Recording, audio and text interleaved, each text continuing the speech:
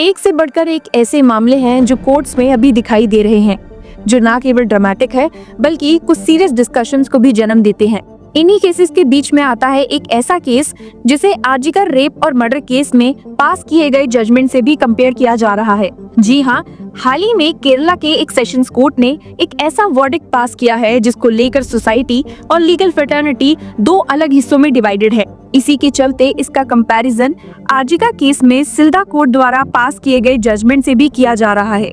अब आप सोच रहे होंगे कि कैसे, तो आपको बता दूं कि ये जजमेंट आर्जिका रेप और मर्डर केस में पास किए गए वेस्ट बंगाल के सिल्दा कोर्ट के जजमेंट से बिल्कुल अलग था, जिसमें डेथ पेनल्टी देने से मना कर दिया था। पर केरला के नेयतिनकारा एडिशनल सेशन कोर्ट के जज AM बशीर ने इस केस में डेथ पेनल्टी की सजा सुनाई है और ये डिस्पैरिटी काफी लोगों ने नोटिस की और इस पर कंसर्न्स उठाए हैं। पर मैं आपको बता दूं कि इंटरेस्टिंग बात ये नहीं है। इंटरेस्टिंग बात ये है कि ऑल केरला मेंस एसोसिएशन ने कहा है और अनाउंस किया है कि वो नियतिकारा एडिशनल सेशन कोर्ट के जज AM बशीर को ऑनर करेंगे उनके रीसेंट हिस्टोरिक वर्डिक्ट के लिए, जिसमें उन्होंने 24 साल की ग्रीष्मा को डेथ पेनल्टी की सजा सुनाई है अपने बॉयफ्रेंड शेरॉन राज के मर्डर केस में।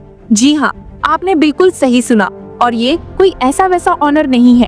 AKMA ने इसको सेलिब्रेट करने के लिए 22 जनवरी की डेट तय की है, जहां पर वो जज AM बशीर के कटआउट पर अभिषेकम करेंगे, यानी कि एक हिंदू रिचुअल जिसमें एक डाइटी या फिर एक आइडियल के सर पर दूध चढ़ाया जाता है। ये कटआउट स्टेट सेक्रेटरीट तिरुवनंतपुरम के बाहर रखा जाएगा, और तो और इस इवेंट के दौरान पटाखे भी फोड़े जाएंगे।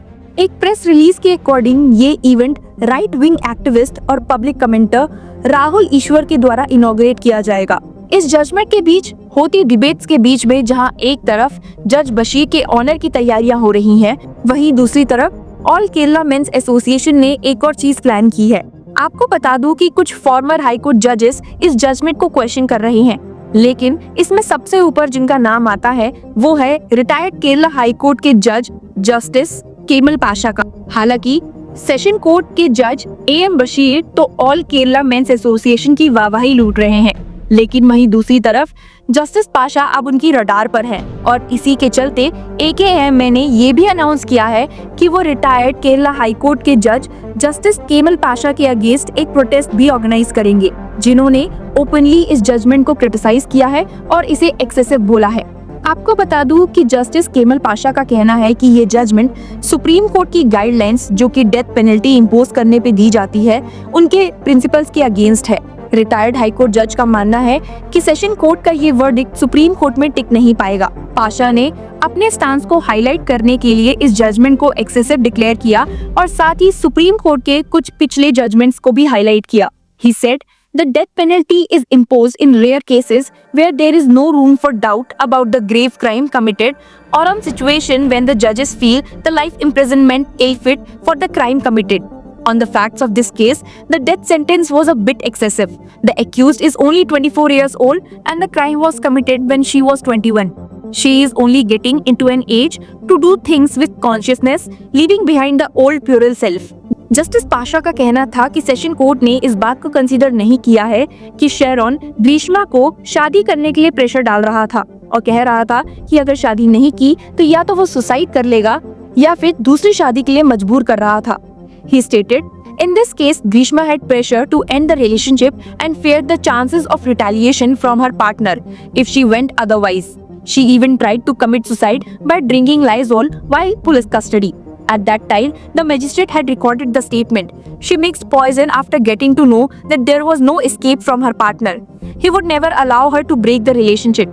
In the statement, she even confessed that the suicide attempt was to escape from the police brutality. उसने बताया है कि ग्रीष्मा की स्टेटमेंट्स के मुताबिक शेरॉन ने एक बार कहा था, If he could not marry her, then nobody would. और इसी वजह से उसके पास कोई ऑप्शन नहीं था। आपको बता दूं कि ग्रीष्मा की कहानी किसी बॉलीवुड थ्रिलर से कम नहीं है। एलिगेशन ये था कि अपनी अरेंज मैरिज के चलते वो अपने पार्टनर को मारना चाहती थी। 14 अक्टूबर 2022 को ग्रीष्मा ने शेरॉन को अपने घर पे बुलाया और उसे एलिजली एक आयुर्वेदिक टॉनिक पिलाया जो कि हर्बिसाइड से लेस था। शेरॉन की मौत के बाद इस सिचुएशन ने पब्लिक आउटरीच को ट्रिगर किया और क्राइम ब्रांच की इन्वेस्टिगेशन टीम ने इसे इन्वेस्टिगेट किया under the leadership of deputy SP Johnson. Greeshma को 31 अक्टूबर को अरेस्ट किया गया, जिसके बाद उनकी मां और उसके अंकल को भी अरेस्ट किया गया। आपको बता दूं कि ट्रायल कोर्ट के 588 पेज के जजमेंट में ग्रीष्मा को आईपीसी के sections 364 kidnapping and abducting to murder, 328 causing hurt by poison, 302 punishment for murder and 201 causing disappearance of evidence के तहत गिल्टी पाया गया है। कोर्ट ने उसे डेथ पेनल्टी इम्पोज की है।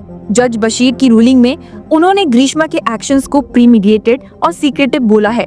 जज ने कहा कि ग्रीष्मा ने एक ऐसा वक्त चूज किया जब उसकी फैमिली ना हो और उसने पॉइजन को इस तरह से एडमिनिस्टर किया कि उसे ढूंढ पाना मुश्किल हो जाए। ट्रायल कोर्ट ने इस केस में डिजिटल एविडेंस पर हाईली रिलाई किया है, जो ग्रीष्मा के क्लाउड्स और डिवाइस से कलेक्ट किए गए हैं, और इन्हीं सर्कमस्टांशियल एविडेंस को कंसीडर करते हुए ट्रायल कोर्ट ने उन्हें गिल्टी दोषित किया है। लेकिन अब सवाल उठ रहा है कि क्या ये crime rarest of the rare case के अंडर आता है? जज बशीर की नजरों में हाँ, लेकिन पब्लिक की नजरों में ये जजमेंट एक्सेसिव है, और इसीलिए ये बात और ज्यादा कंट्रोवर्शियल तब बन गई जब इस जजमेंट को वेस्ट बंगाल के आर्जिकर रेप और मर्डर केस में आए जजमेंट से कंपेयर किया गया, जहां पर डेथ पेनल्टी इम्पोज नहीं की गई थी। एक तरफ AKMA के पटाखे और दूसरी तरफ क्रिटिसिज्म। ये ड्रामा अब केवल कोर्ट रूम ड्रामा नहीं रहा है। आप इस डिबेट में किस साइड पर हो? जज बशीर के मिल्क पोरिंग रिचुअल या फिर जस्टिस पाशा के खिलाफ उठ रहे क्रिटिसिज्म पर? Share with us in the comment section and keep following Law Chakra for more such news and legal updates. Thank you.